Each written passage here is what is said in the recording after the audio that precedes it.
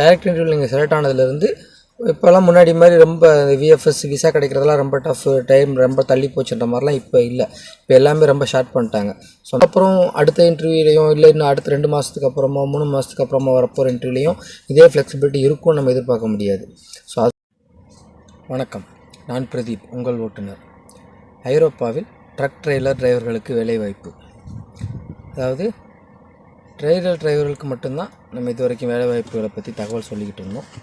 இப்போது கூடுதலாக அது காரணம் என்னென்னா, கமெண்ட்ஸ்லேயும் சரி, அது இல்லாமல் ஃபோன் கால்ஸ்லேயுமே சரி, ட்ரக் டிரைவர்கள் எந்த அளவுக்கு ஆர்வமாக ஐரோப்பாவில் வேலைக்கு வர்றதுக்கான தகவல்களை கேட்குறீங்களோ அதுக்கு ஈக்குவலான அளவுக்கு வேறு ஏதாவது, அதாவது டிரைவர் ஜாப் இல்லாமல், அதாவது ஹெவி டிரைவர் ஜாப் இல்லாமல் வேறு ஏதாவது வேர்ஹவுஸ் ஒர்க்கரு, வேறு ஏதாவது ஒர்க்கு கிடைக்குமா, அந்த மாதிரி ஆப்ஷன் இருக்குதா அப்படின்னு சொல்லி நிறைய பேர் தகவல் கேட்டுட்டு இருந்தீங்க.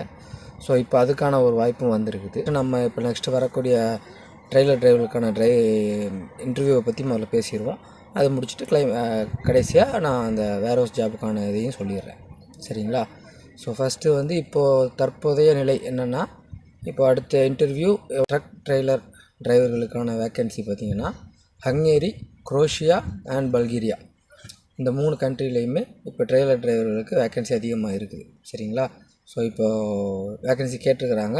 ஸோ நம்ம கேண்டிடேட்ஸ் எவ்வளோ பேர் இருக்காங்க, ஸோ ஆவரேஜாக ஒரு 100 டிரைவராவது இப்போதைக்கு வேணும்னு கேட்டிருக்கிறாங்க. ஸோ அதுக்கான ஃபோன் நம்பர் நம்ம டிஸ்பிளேல நான் கொடுக்குறேன், டிஸ்கிரிப்ஷன்லேயும் கொடுக்குறேன். அந்த நம்பருக்கு நீங்கள் காண்டாக்ட் பண்ணி பேசலாம். பட் ஒர்க்கிங் ஹவர்ஸில் தான் நீங்கள் காண்டாக்ட் பண்ணணும். அதாவது Monday to Friday morning 10 to evening 5 PM இதுக்குள்ளே தான் அந்த நம்பருக்கு வாட்ஸ்அப் பண்ணுறதும் சரி, இல்லை கால் பண்ணுறதும் சரி, எல்லாமே இந்த ஆஃபீஸ் ஹவர்ஸில் மட்டும், ஒர்க்கிங் ஹவர்ஸில் மட்டும் பண்ணுங்கள். ஸோ ஆல்ரெடி நம்ம பழைய வீடியோக்களில் நான் டீட்டெயில்ஸ் எல்லாமே சொல்லியிருக்கிறேன். இன்டர்வியூ எப்படி இருக்கும், அதுக்கு நம்ம என்ன ஃபார்மாலிட்டி, அது எப்படி ஸ்டெப் பை ஸ்டெப்பாக எப்படி ப்ராசஸ் பண்ணணும். ஃபஸ்ட்டு நமக்கு தேவை யூரோபாஸ் சிவி ஃபார்மேட், அது எப்படி ஏற்கனவே நான் சொல்லியிருக்கிறேன். ஆல்ரெடி கான்டாக்டில் இருந்து உங்களுக்கு தெரியும். ஸோ அது ஒன்றும் பெரிய டிஃப்ரெண்ட்டான ஒரு ஃபார்மேட்டு அப்படி இப்படிலாம் எதுவுமே கிடையாது. ஜஸ்ட்டு நம்மளோட கரிக்குலம் பிட்டு ப்ளஸ் நம்ம அட்ரஸாக தான் எல்லாமே நம்ம நார்மலாக இருக்கிற ரெஸ்யூம் தான். ப்ளஸ் அது கூடவே நம்மளோட பாஸ்போர்ட்டு, நம்மளோட லைசன்ஸு, ப்ளஸ் நம்மளோட எஜுகேஷன் சர்டிஃபிகேட்டு, ப்ளஸ் நம்மளோட எக்ஸ்பீரியன்ஸ் சர்டிஃபிகேட் என்னவோ, ஸோ அந்த மாதிரி எல்லாத்தையுமே ஒரே பிடிஎஃபாக கொடுக்குறது தான் யூரோபாஸ் ஃபார்மேட்டுன்னு சொல்கிறது. ஸோ அந்த மாதிரி யூரோபாஸ் சிவி ஃபார்மேட்டு நீங்கள் ரெடி பண்ணிவிட்டு அந்த வாட்ஸ்அப் நம்பருக்கு வாட்ஸ்அப் பண்ணிவிடுங்க. திரும்ப கால் பண்ணி கூட பேசிக்கோங்க. ஒர்க்கிங் ஹவர்ஸில் நீங்கள் மெசேஜ் பண்ணுறது நோ ப்ராப்ளம், நீங்கள் எப்போ ஃப்ரீயாக இருக்கீங்களோ அப்போ அனுப்பலாம். பட் அவங்க இன்ஃபர்மேஷன் ரிட்டன் வரும்னு எதிர்பார்க்குறது ஆஃபீஸ் ஹவர்ஸில் மட்டும்தான் வரும். ஸோ நீங்கள் கால் பண்ணணும் அப்படின்னாலும் ஆஃபீஸ் ஹவர்ஸில், ஒர்க்கிங் ஹவர்ஸ்லேயே நீங்கள் காண்டாக்ட் பண்ணிக்கோங்க. ஸோ அதுக்கப்புறம் நீங்கள் அனுப்பிட்டீங்கன்னா அவங்க அதுக்கான ரெஸ்பான்ஸ் அவங்க கொடுப்பாங்க. அடுத்து எப்போது அவங்களோட ரெஸ்யூமில் உங்களோட டீட்டெயில்ஸ்லாம் செக் பண்ணிவிட்டு உங்களோட எலிஜிபிலிட்டி எந்த அளவுக்கு இருக்குது, ஸோ அதுக்கப்புறம் உங்களை எப்போ உங்கள் அவங்க டைம் ஒதுக்கி அந்த டைமுக்கு நீங்கள் ப்ரிலிமினரி இன்டர்வியூக்கு கால் பண்ணுற மாதிரி இருக்கும். கால் பண்ணி பேசுகிறப்போ அவங்க உங்களோட இங்கிலீஷ் ப்ரொனன்சியேஷன்லாம் எப்படி இருக்குன்றதை அவங்க செக் பண்ணிவிட்டு அவங்க ப்ரிலிமினரியில் செலக்ட் இல்லையான்னு சொல்லிவிடுவாங்க. அதுக்கப்புறம் இன்டர்வியூ டைரக்ட் உங்களை வர சொல்லுவாங்க, நீங்கள் அப்போவே பார்த்துக்கலாம். ஸோ இது நம்ம ஆஸ் யூஷுவல், நம்ம இது ஆல்ரெடி நான் எல்லா வீடியோலையும் தனித்தனியாக சொல்லியிருக்கிறேன். இருந்தாலும் திரும்பவும் நம்ம அதையே திரும்ப பேசி நம்ம வீடியோ ரொம்ப லென்த்தாக தான் போகுது. இப்போது நாங்கள் வந்த டைமில் பார்த்திங்கன்னா டிரைவர் தான் அவங்களுக்கு தேவை, டிரைவர் இருந்தால் போதும் அப்படின்ற மாதிரி ஒரு ஒரு ஒரு ஃபார்மாலிட்டிக்கு தேவையான இது மட்டும், டெஸ்டிங் மட்டும், அதாவது இங்கிலீஷ் ஓரளவுக்கு பேச தெரிஞ்சால் போதும், ஓரளவுக்கு வண்டி ஓட்டினா போதும், அந்தளவுக்கு ஓரளவுக்கு அப்படின்ற ஒரு ஃப்ளெக்சிபிலிட்டி இருந்தது.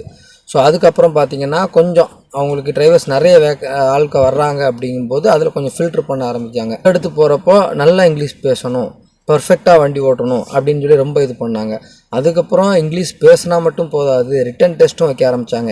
இங்கிலீஷில் நல்லா எழுத தெரியணும், கொஸ்டின் இங்கிலீஷில் கொஸ்டின் பேப்பர்லாம் கொடுத்து ஆன்சர் இங்கிலீஷில் எழுதணும் அப்படின்ற மாதிரி, படிக்கணும், பேசணும், எழுதணும், அந்த மாதிரி இங்கிலீஷ் கொஞ்சம் நல்லா டஃப்பாக இருக்கிற அளவுக்குலாம் பண்ணி நல்ல டிரைவிங்லாம் ரிவர்ஸ்லாம் பக்கா ஸ்கில்லாக இருக்கணும். அதாவது டைமிங்குமே ஃபஸ்ட்டெல்லாம் பார்த்திங்கன்னா 10 நிமிஷம் 15 நிமிஷம் வரைக்கும் எடுப்போம் அந்த ரிவர்ஸ், அந்த ஃபுல் டெஸ்ட்டுமே.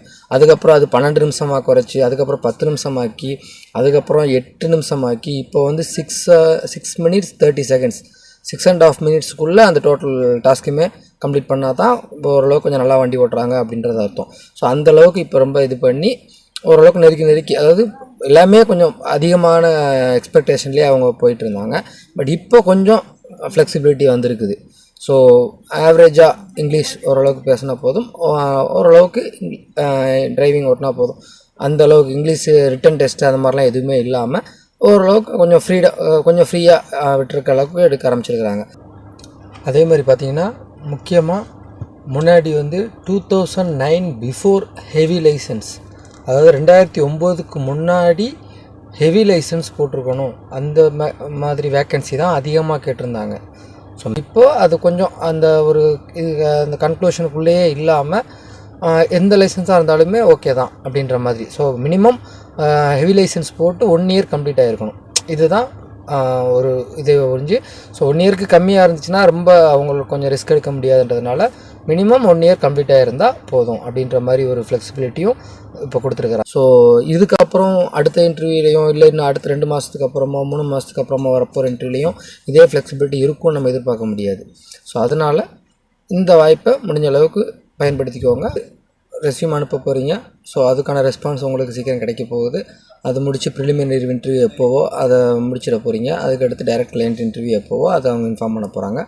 ஸோ இதெல்லாமே எவ்வளோ சீக்கிரம் முடியுமோ அவ்வளோ சீக்கிரம் முடிச்சிட்டிங்கன்னா டைரக்ட் இன்டர்வியூ நீங்கள் செலக்ட் ஆனதுலேருந்து இப்போல்லாம் முன்னாடி மாதிரி ரொம்ப விஎஃப்எஸ் விசா கிடைக்கிறதுலாம் ரொம்ப டஃப், டைம் ரொம்ப தள்ளி போச்சுன்ற மாதிரிலாம் இப்போ இல்லை. இப்போ எல்லாமே ரொம்ப ஷார்ட் பண்ணிட்டாங்க.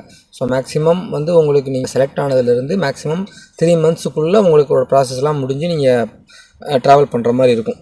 சரிங்களா? ஸோ அதனால் எல்லாமே இப்போ குயிக்காக நடக்குது. அதே மாதிரி நீங்கள் இதுக்கு முன்னாடி உள்ள வீடியோஸ்லேயும் சரி, நம்ம இன்டர்வியூ பற்றி பேசியிருந்த இந்த வீடியோஸ்லேயுமே சரி, நீங்கள் பேசியிருக்க கமெண்ட்ஸில் கொடுக்குற விஷயங்கள் எல்லாமே வீடியோவில் என்ன டீட்டெயில்ஸ் கிளியராக விளக்கமாக எல்லா டீட்டெயிலும் கொடுத்துருக்க தகவலை பற்றியே கமெண்ட்ஸில் ரிப்பீட்டடாக திரும்ப திரும்ப கேட்குறீங்க. எவ்வளோ செலவாகும், எவ்வளோ சேலரி வரும், நீங்கள் எந்த கண்ட்ரியில் இருக்கீங்க, நான் ஆல்ரெடி இன்ஃபார்ம் பண்ணிட்டேன். ஸோ என்னோடய பேஸ் ஹங்கேரி. பட் நான் ட்ராவல் பண்ணுறது பார்த்திங்கன்னா ஆல் ஓவர் யூரோப் ஃபுல்லாகவே மேக்ஸிமம் செங்கன் கண்ட்ரிஸ் மேக்ஸிமம் போகணும்னு நினைக்கிறேன். பட் நான் இது வரைக்கும் எல்லா கண்ட்ரிக்கும் போனதில்லை. ஓரளவுக்கு ஒரு 10-12 கண்ட்ரிகளுக்கு நான் போயிருக்கிறேன். சரிங்களா? ஸோ இதான் பேஸ் தான் நம்மளோட மெயின். ஓகே, ஸோ என்னோடய பேஸ் ஹங்கேரி தான். நான் ஆல்ரெடி இங்கே தான் ட்ராவல் பண்ணிகிட்ருக்கிறேன், ட்ரைவ் பண்ணிகிட்ருக்கிறேன். ஸோ இதே மாதிரி கமெண்ட்ஸ் நிறைய கேட்டுட்ருக்கீங்க. இதனால் யாருக்கும் எந்த யூஸும் இல்லை. உங்களுக்குமே எனக்கு தெரிஞ்ச அந்த யூஸ் இருக்காது. ஸோ உங்களுக்கு தேவையான தகவல், அதாவது நீங்கள் ஒருவேளை இது நம்பலாமா வேணாமான்றதுக்கான என்கொயரியாக கூட இருக்கலாம். ஸோ அது தப்பு இல்லை. பட் நீங்கள் அது காண்டாக்ட் பண்ணுறவட்டையே நீங்கள் தெளிவாக கேட்கலாம். நான் இதை நம்புறதுக்காக தான் நான் வீடியோவாகவே கண்டென்ட் பண்ணி போடுறது. சரிங்களா? அதேமாதிரி ஃபீஸ் எவ்வளோ, சேலரி எவ்வளோ, இது எல்லாமே நான் வீடியோவில் நான் சொல்கிறத விட ஒரு கம்பெனி ஒரு கண்ட்ரிக்கு டிஃப்ரென்ஸ் நிறைய சேஞ்சஸ் இருக்குது. ஸோ அதனால தான் நீங்கள் உங்களோட ரெஸ்யூமை அந்த வாட்ஸ்அப் நம்பருக்கு ஷேர் பண்ணுங்கள். ஸோ அவங்கக்கிட்டேருந்து நீங்கள் தகவல் தாராளமாக வாங்கிக்கலாம். அவங்க சொல்கிறது தான் கரெக்டாக இருக்கும். நான் ஒவ்வொரு கண்ட்ரிக்கும் எக்ஸ்ப்ளனேஷன் தனித்தனியாக கொடுத்துட்டு இருக்க முடியாது. நான் என்னோட கண்டென்ட் மட்டும்தான் என்னால் கொடுக்க முடியும், இன்ஃபர்மேஷன் மட்டும்தான் என்னால் கொடுக்க முடியும். மற்றபடி உங்களுக்கு தேவையான டீட்டெயில்ஸ் எல்லா டீட்டெயில்ஸுமே நீங்கள் காண்டாக்ட் பண்ணுற அந்த பர்சன் உங்களுக்கு கிளியராக சொல்லுவாங்க. நீங்கள் டிஸ்பிளேயில் தெரிகிற அந்த நம்பருக்கு வாட்ஸ்அப் பண்ணுங்கள், உங்களோட ரெஸ்யூம் அனுப்பி விடுங்க. ஸோ வீடியோவில் எவ்வளோ டீட்டெயில்டாக கொடுத்துருக்குறாங்களோ அதையே ஷார்ட்டாக ஒரே கேள்வியில் திரும்பவும் கமெண்ட்ஸில் அதையே தான் கேட்குறீங்க. ஸோ அதில் நான் விளக்கமாக டெக்ஸ்ட் பண்ணுறதை விட நீங்கள் வீடியோ திருப்பி பார்த்தீங்கனாலே உங்களுக்கு புரிஞ்சிடும். சரிங்களா? ஸோ குறைஞ்சது ஒரு 50,000 ரூபாவாவது வீட்டுக்கு அனுப்புகிற அளவுக்கு தான் இருக்கும். அதாவது ட்ரைனிங் பீரியட்லேயே. ட்ரைனிங் மீன்ஸ் அதாவது எல்லாம் கிடைச்சதுக்கப்புறம் இல்லை, நீங்கள் விசா வாங்கிட்டு நீங்கள் ஃப்ளைட்டில் ஏறி இங்கே லேண்ட் ஆன அன்னையிலேருந்தே உங்களுக்கு கான்ட்ராக்ட் ஸ்டார்ட் ஆகிடுது. அன்னையிலேருந்தே உங்களோட டியூட்டி ஸ்டார்ட் ஆகிடுது. ஸோ நீங்கள் வண்டி ஏறுற வரைக்கும் இருக்கிற பீரியட் ட்ரைனிங் பீரியட். அதாவது ட்ரக்கில் நீங்கள் டிரைவிங் ஸ்டார்ட் பண்ணுற வரைக்கும், நீங்கள் கிளாஸ் போகும்போதும் சரி, எக்ஸாம் எழுதுகிற அன்றைக்கும் சரி, அப்போ கார்டு வாங்குறதுக்காக போகிற அன்றைக்கி, கார்டு அப்ளை பண்ணுறதுக்காக போகிறது எல்லாமே உங்களுக்கு ட்ரைனிங் பீரியடில் தான் இருக்குது. ஸோ உங்கள் எல்லா கார்டு கையில் நீங்கள் டியூட்டிக்கு வண்டியில் என்றைக்கு ஏறுறீங்களோ அன்னையிலேருந்து தான் உங்களுக்கு டியூட்டி ஹவர் ஸ்டார்ட் ஆகும். அது வரைக்குமே ட்ரைனிங் பீரியட்னு சொல்லி மினிமம் சேலரி போடுவாங்க. அந்த மினிமம் சேலரியே நம்ம அக்கமடேஷன் ஃப்ரீயாக கொடுத்துட்றாங்க. அது போக மினிமம் சேலரியில் நம்ம சாப்பாடு, நம்ம குக்கிங் பண்ணி சாப்பிட்றதுக்காக நம்ம எல்லாமே திங்ஸ் வாங்கிப்போம். அந்த செலவெல்லாம் போக தாராளமாக குறைஞ்சபட்சம் 50,000 ரூபாவது வீட்டுக்கு அனுப்ப முடியும். இது ட்ரைனிங் பீரியடில். ஸோ எப்போவுமே நம்ம கையில், அதாவது எல்லாமே கையில் வாங்கிட்டு நம்ம ட்ரைனிங் பீரியட்லாம் முடிஞ்சு நம்ம லைசன்ஸ் எல்லாம் வாங்கிட்டோம், நம்ம வண்டியில் ஏறி உட்காந்துட்டோம் அப்படின்னா நம்ம பர்ஃபெக்ட் டிரைவர் ஆகிட்டோம், நமக்கு இந்த இன்னையிலேருந்து நமக்கு 2 லட்ச ரூபா சம்பளமா அப்படின்னும் அதாவது அதிக எதிர்பார்ப்போடு நிறைய பேர் வர்றாங்க. ஒரு சிலர் ரொம்ப கஷ்டத்துலேருந்து, அதாவது குறைஞ்சபட்ச எதிர்பார்ப்போடு அவங்க எதிர்பார்த்ததை விட அதிகமான ஏர்னிங்ஸ் பண்ணி நல்ல ஒரு நிலைமையில் இருக்கிறவங்க இருக்கிறாங்க. பட் அதுக்கு அளவுக்கு அதிகமாக எதிர்பார்ப்போடு ஏமாந்தவங்களும் இருக்கிறாங்க. அது ஏன் அப்படின்னா, அப்போது இதுக்கு முன்னாடி வந்தவங்களோட கான்டாக்ட்ஸ் நிறைய பேர்கிட்ட இருக்கும். நிறைய பேர் நீங்கள் இப்போ வீடியோ பார்த்துட்டு இருக்க நிறைய பேர்கிட்ட ஆல்ரெடி இந்த யூரோப்பில் வந்து ட்ரக் ஓட்டிகிட்டு இருக்கவங்க, லைஃப் ஸ்டைலில் வாழ்கிறாங்க, அவங்களுக்கு எவ்வளோ சேலரி வருது, எந்த மாதிரிலாம் ட்ரிப்பு போகிறாங்கன்ற கான்டாக்ட்ஸ் கிடைக்கும். ஸோ நீங்கள் வந்து அவங்க மூலியமாக அவங்களோட கம்பெனிக்கு நேரடியாக போயிட்டு ஜாயின் பண்ணால் கூட அவங்க இப்போ வாங்குகிற சேலரி உங்களுக்கு போன உடனே மாதத்துலேருந்து கொடுப்பாங்களான்னா அதுவே ஒரு கேள்விக்குறி தான். ஸோ அப்படி இருக்கும்போது நீங்கள் அவங்களோட தகவலை கேட்டுட்டு வேறு ஒரு கண்ட்ரிக்கோ இல்லை வேறு ஒரு கம்பெனிக்கோ ஜாயின் பண்ணிவிட்டு அவர் அந்த சேலரி வாங்கினாரு, அவர் அந்த லைஃப் ஸ்டைலில் வாழ்கிறாரு, எனக்கு அது ஏன் வரல அப்படின்னு கேட்குறது வந்து சொல்கிறதுக்கு எப்படி சொல்கிறதுனே தெரியலை. ஸோ நான் சொல்கிறது தெளிவாகவே சொல்கிறேன். உங்களுக்கு வந்து இறங்கின அந்த டேட்லேருந்து நீங்கள் வண்டிக்கு ஏறுற வரைக்கும் வந்து உங்களுக்கு மினிமம் சேலரி கிடைக்கும். அதில் உங்களோட செலவு எல்லாமே போக வீட்டுக்கே தாராளமாக ஒரு 50,000 அனுப்பிவிடலாம். குறைந்தபட்சம் உங்களோட செலவை தாராளமாக செலவு பண்ணி தாராளமாக குறைஞ்சபட்சம் 50,000 வீட்டுக்கு அனுப்ப முடியும். வண்டி ஏறின அன்னைக்கு வண்டி ஏறிட்டீங்க அப்படின்னா நீங்கள் ஒரு டிரைவர் தான். பட் ஏறின அன்னையிலேருந்து நீங்கள் வந்து அந்த கம்பெனியோட பக்கா டிரைவர் அப்படின்னு சொல்ல முடியாது. ஸோ நீங்கள் யூரோப்புக்கு ஒரு லேர்னர் தான், ஒரு ஃப்ரெஷர் தான். சரிங்களா? ஸோ அதனால் இங்கே உள்ள ரோட் சயின்ஸை நீங்கள் படிக்கணும், இங்கே உள்ள ரூட்ஸை படிக்கணும். ரூட்ஸ்லாம் நம்ம வந்து மனப்பாடம் பண்ண போகிறதில்ல. நானுமே வந்து இத்தனை ஒரு வருஷம் ஆக போகுது, இது வரைக்கும் எல்லா ரூட்டும் எனக்கு மனப்பாடம் பண்ணால் நான் எல்லா ரூட்டும் டெய்லி போகிறது இல்லை இல்லையா? இன்றைக்கி போகிற ரூட் நாளைக்கு போவேன்னு தெரியாது, இல்லை எத்தனை மாதம் கழிச்சு போவேன்னு தெரியாது. ஸோ மேக்ஸிமம் ஜிபிஎஸ் யூஸ் பண்ணி தான் போகிறோம். ஸோ ஓரளவுக்கு அந்த ரூட்டு படிக்கிறதுன்றதில்ல, அந்த ரூட்டில் என்னென்ன ரெஸ்ட்ரிக்ஷன் இருக்குது, அந்த ரூட்டில் ஓட்டணும்னா நம்ம எப்படியெல்லாம் ஓட்டணும், இங்கே நிறைய ரூல்ஸ் அண்ட் ரெகுலேஷன்ஸ், ரோடு ரெஸ்ட்ரிக்ஷன்ஸ்லாம் நிறைய இருக்குது. ஸோ அதெல்லாம் நம்ம பார்க்கும்போது இது இப்படி தான் அது அப்படி தான்றது தெரிஞ்சுக்கிறதுக்கே குறைஞ்சபட்சம் ஒரு 4-5 மாதம் ஆகும். ஸோ அந்த 4-5 மாதம் வரைக்கும் நம்ம வந்து சிங்கிளாக போவோமான்னு சொல்ல முடியும். நீங்கள் வந்த அன்றைக்கி உங்களை ஒரு வண்டியை கொடுத்து உங்களை நீங்கள் போங்கன்னு சொல்லி அனுப்ப போகிறதில்ல. மேக்ஸிமம் இங்கே வந்ததுமே டபுள் டிரைவராக தான் அனுப்புவாங்க. ஸோ ஒரு 3-4 மாதத்துக்கு அப்புறம் உங்களை கண்காணிச்சிட்டே தான் இருப்பாங்க உங்களோட பேஸ் கம்பெனி. நீங்கள் எப்படி ட்ரைவ் பண்ணுறீங்க, ஒரு ட்ரிப்பும் நீங்கள் ஆன் டைமில் முடிக்கிறது எல்லாத்தையுமே அவங்க கண்காணிச்சுட்டு தான் இருப்பாங்க. ஜிபிஎஸ் மூலயமா வண்டி என்ன ஸ்பீடு போகுதுன்றதுலேருந்து எங்கெங்கெல்லாம் எப்பப்பெல்லாம் நிற்கிது, எதுக்காக நிற்கிது எல்லாமே அவங்களுக்கு கண்காணிச்சிட்டே தான் இருப்பாங்க. ஸோ அது மூலயமா உங்களோட ஸ்கில் எப்படின்றத அவங்களால ஒரு ஜட்ஜ் பண்ண முடியும். ஸோ அதை வச்சுட்டு நீங்கள் ஓரளவுக்கு நீங்கள் பக்காவாகிட்டீங்க, தெளிவாகிட்டீங்க, நீங்கள் சிங்கிளாக ஓட்டுறதுக்கு ரெடி அப்படின்ற கண்டிஷனில் சிங்கிளாக போக வேண்டிய, அதாவது தனியாக ஒரு டிரைவராக சிங்கிளாக வண்டி ஓட்ட வேண்டிய சூழ்நிலையில் இருக்கிற ட்ரிப்புக்கு உங்களை தனியாக அனுப்ப ஆரம்பிச்சிட்டாங்க அப்படின்னா நீங்கள் ஒரு பக்கா டிரைவர். ஸோ அந்த ஸ்டேஜ் வர்றப்போ உங்களோட சேலரி நீங்கள் எதிர்பார்க்குறத விட அதிகமான சேலரி தாராளமாக கிடைக்கும், கண்டிப்பாக கிடைக்கும். சரிங்களா? ஸோ அது வரைக்கும் வந்து நீங்கள் ட்ரெயினி டிரைவர் அப்படி தான் நீங்கள் கற்றுக்கிறதா வந்திருக்கீங்க, கற்றுக்கிட்டு தான் இருக்கீங்க.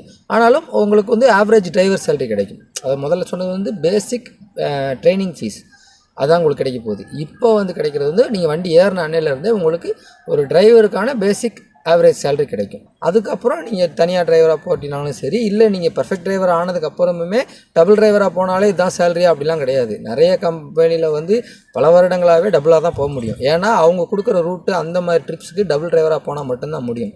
இப்போ ஒரு 2000 கிலோமீட்டர் போகணும், 2 நாளைக்குள்ளே போகணும் அப்படின்னா சிங்கிள் டிரைவரால் போக முடியாது.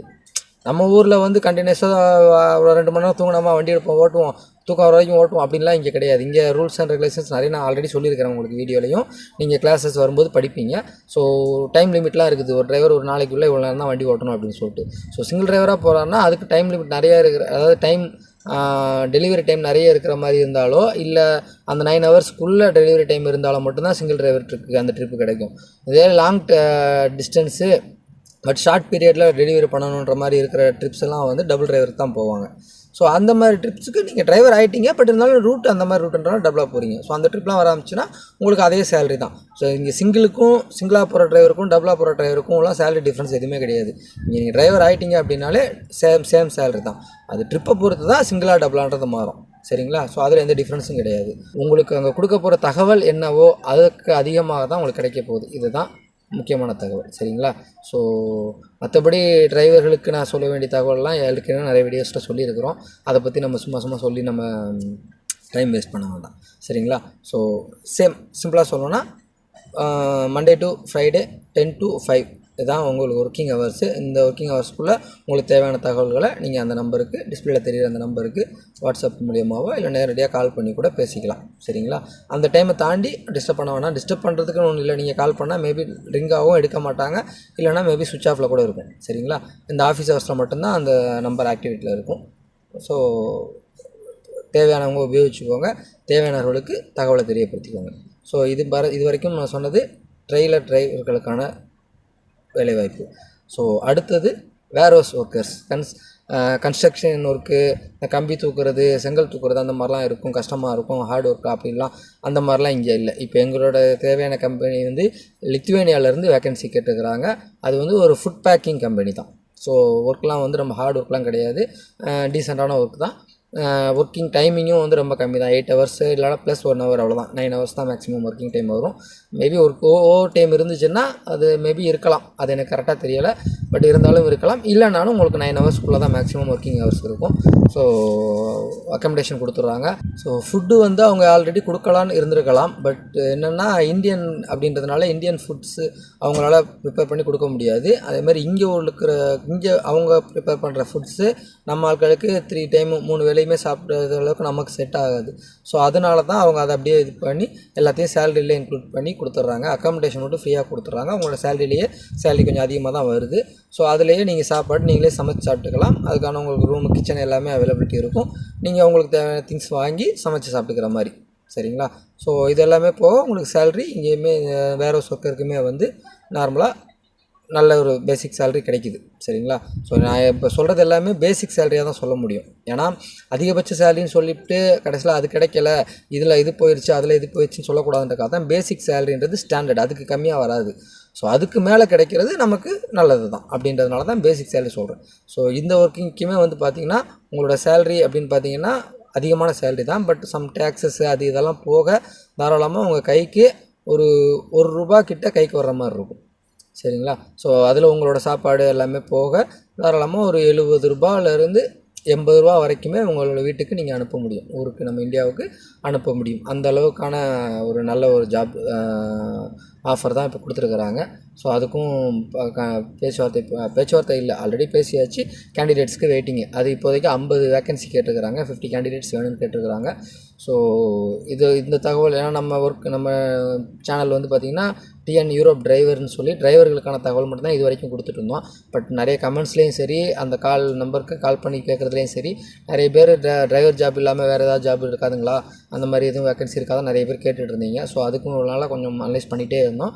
ஸோ அதில் இப்போதைக்கு இந்த ஒரு கம்பெனி வந்து இப்போது கேட்டிருக்கிறாங்க, 50 வேக்கன்சி கேட்டிருக்கிறாங்க.